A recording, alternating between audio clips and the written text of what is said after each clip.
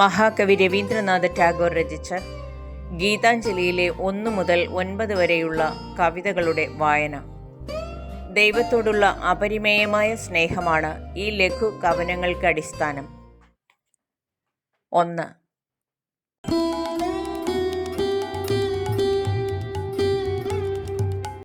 അങ്ങ് എന്നെ അനശ്വരമായി സൃഷ്ടിച്ചു. അതാണല്ലോ അങ്ങയുടെ ആനന്ദം. ഈ ദുർബലഭാജനം അങ്ങ് ശൂന്യമാക്കുകയും പുതുജീവനാൽ വീണ്ടും വീണ്ടും നിറയ്ക്കുകയും ചെയ്യുന്നു. ഈ കൊച്ചു പുല്ലാങ്കുഴലിനെ അങ്ങ് കുന്നുകൾക്കും താഴ്വരകൾക്കും മേൽ സംവഹിച്ച് ഇതിലൂടെ നിത്യനവങ്ങളായ രാഗങ്ങൾ ഊതിയുണർത്തുന്നു. ആ കരങ്ങളുടെ അനശ്വര സ്പർശത്തിൽ എൻ്റെ ഈ കൊച്ചു ഹൃദയം അതിരറ്റ ആനന്ദത്തിൽ അവാച്യ സ്വരങ്ങൾ ഉതിർക്കുന്നു. അങ്ങയുടെ അനന്തമായ പാരിതോഷികങ്ങൾ എൻ്റെ ഈ കൊച്ചു കൈകളിൽ മാത്രമാണല്ലോ വന്നു ചേരുന്നത്. യുഗങ്ങൾ കഴിഞ്ഞിട്ടും അവ പ്രവഹിച്ചുകൊണ്ടിരിക്കുന്നു. നിറയ്ക്കുവാനിടം ഇനിയും കിടക്കുന്നു. 2.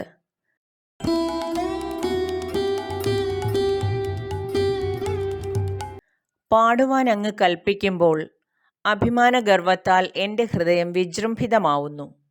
അങ്ങയുടെ മുഖത്തേക്ക് നോക്കുമ്പോൾ എൻ്റെ കണ്ണുകൾ നിറഞ്ഞു തുളുമ്പുന്നു. എൻ്റെ ജീവിതത്തിൻ്റെ പാരുഷ്യങ്ങളും പൊരുത്തക്കേടുകളും ഒരു മധുര സ്വരലയത്തിൽ അലിയുന്നു. കടൽ താണ്ടുന്ന സന്തുഷ്ടിയാർന്ന പക്ഷിയെപ്പോലെ എൻ്റെ ആരാധന ചിറകുകൾ വിതിർക്കുന്നു. എനിക്കറിയാം എൻ്റെ ഗാനാലാപത്തിൽ അങ്ങ് ആഹ്ലാദിക്കുന്നുവെന്ന്. എനിക്കറിയാം ഒരു ഗായകനായി മാത്രമാണ് ആ സന്നിധിയിൽ ഞാൻ എത്തുന്നതെന്ന്. എനിക്ക് അപ്രാപ്യമായ ആ പാദങ്ങളെ എൻ്റെ സംഗീതത്തിൻ്റെ വിതിർത്ത ചിറകിനാൽ മാത്രം ഞാൻ സ്പർശിക്കുന്നു. ഗാനാലാപത്തിൻ്റെ ഹർഷലഹരിയിൽ സ്വയം മറന്ന് എൻ്റെ നാഥനായ അങ്ങയെ ഞാൻ സ്നേഹിത എന്ന് വിളിക്കുന്നു. 3.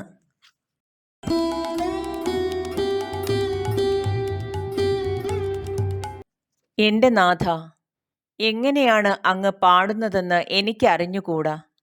നിശബ്ദ വിസ്മയത്തിൽ ഞാൻ സദാ ചെവിയോർത്തിരിക്കുന്നു. അങ്ങയുടെ സംഗീതത്തിൻ്റെ പ്രഭാപൂരം പ്രപഞ്ചത്തെ തേജോമയമാക്കുന്നു. ആ സംഗീതത്തിൻ്റെ ജീവോച്ഛ്വാസം ആകാശങ്ങളിലെങ്ങും വ്യാപിക്കുന്നു. ആ സംഗീതത്തിൻ്റെ ദിവ്യധാര തടശിലകളെല്ലാം തകർത്ത് പ്രവഹിക്കുന്നു.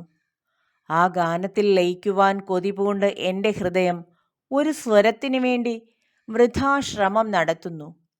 ഞാൻ ഉതിർക്കുന്ന ശബ്ദങ്ങൾ ഗാനമായി ഭവിക്കുന്നില്ല. എൻ്റെ നാഥ, അങ്ങയുടെ ഗാനത്തിൻ്റെ അനന്തമായ ഇഴകൾക്കുള്ളിൽ അങ്ങ് എൻ്റെ ഹൃദയത്തെ ബന്ധിതമാക്കി കളഞ്ഞല്ലോ. 4.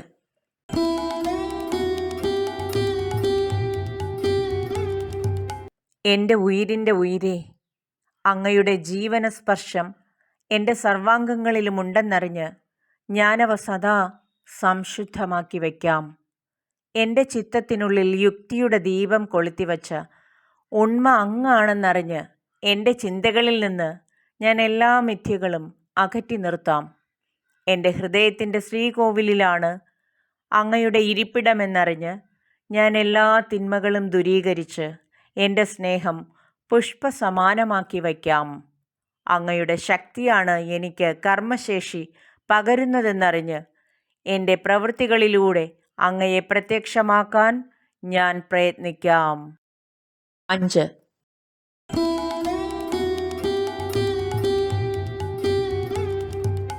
അങ്ങയുടെ അരികിലിരിക്കാൻ ഒരു നിമിഷാർത്ഥത്തിൻ്റെ ധാരാളിത്തത്തിനായി ഞാൻ അർത്ഥിക്കുന്നു.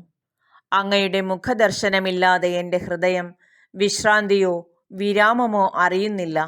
എൻ്റെ പ്രവൃത്തികളെല്ലാം കരയില്ലാ കടലിലെ അനന്തമില്ലാത്ത ആവർത്തനങ്ങളായിത്തീരുന്നു. ഇന്നിതാ വസന്തം എൻ്റെ ജനാലയ്ക്കരികിൽ നിശ്വാസങ്ങളും മർമ്മരങ്ങളുമായി വന്നണഞ്ഞു.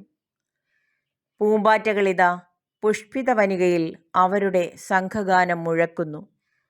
അങ്ങയോട് മുഖാമുഖമിരുന്ന് ഈ മൗനത്തിൻ്റെ തുളുമ്പുന്ന വിശ്രാന്തിയിൽ ജീവിത സമർപ്പണ ഗാനം ആലപിക്കേണ്ട മുഹൂർത്തമാണിപ്പോൾ. 6.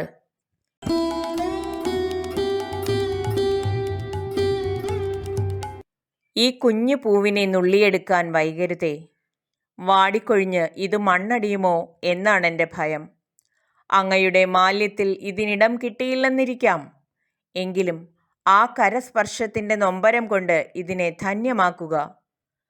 ഉണരുന്നതിന് മുമ്പ് പകലൊടുങ്ങുമോ എന്നും ആരാധനാ മുഹൂർത്തം കടന്നു പോകുമോ എന്നുമാണെൻ്റെ ഭയം. ഇതിൻ്റെ വർണ്ണം തീക്ഷ്ണമല്ലായിരിക്കാം, ഗന്ധം നേർത്തതായിരിക്കാം. എങ്കിലും ഇത് സ്വീകരിക്കുക. സമയം കഴിയും മുമ്പേ അടർത്തിയെടുക്കുക. 7.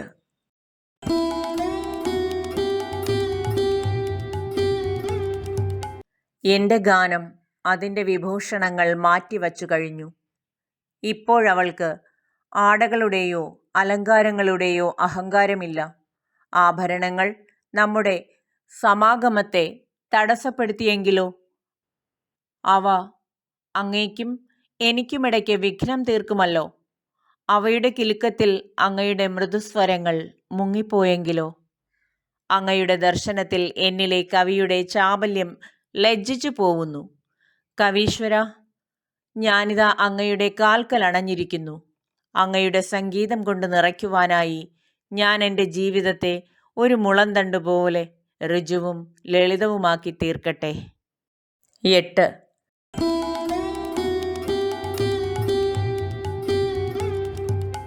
രാജകുമാരൻ്റെ വസ്ത്രങ്ങൾ അണിഞ്ഞ് സ്വർണമാലകൾ ചാർത്തിയ ശിശുവിന് കളിയിലുള്ള രസമെല്ലാം നഷ്ടമാവുന്നു.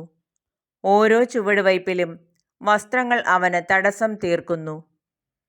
അവ പിഞ്ഞിപ്പോകുമെന്നും ചെളി പുരളുമെന്നുമോർത്ത് അനങ്ങാൻ പോലും ഭയന്ന് അവൻ ലോകത്തിൽ നിന്നും അകന്ന് കഴിയുന്നു. അമ്മേ, ഈ കിന്നരികളുടെ ബന്ധനം പ്രയോജനരഹിതമല്ലേ? അത് ഭൂമിയുടെ ആരോഗ്യപൂർണമായ പൂഴിയിൽ നിന്നകറ്റുന്നുവെങ്കിൽ അത് സാധാരണ ജീവിതത്തിൻ്റെ മഹോത്സവത്തിലേക്കുള്ള പ്രവേശനാനുമതി കവർന്നെടുക്കുന്നുവെങ്കിൽ. 9.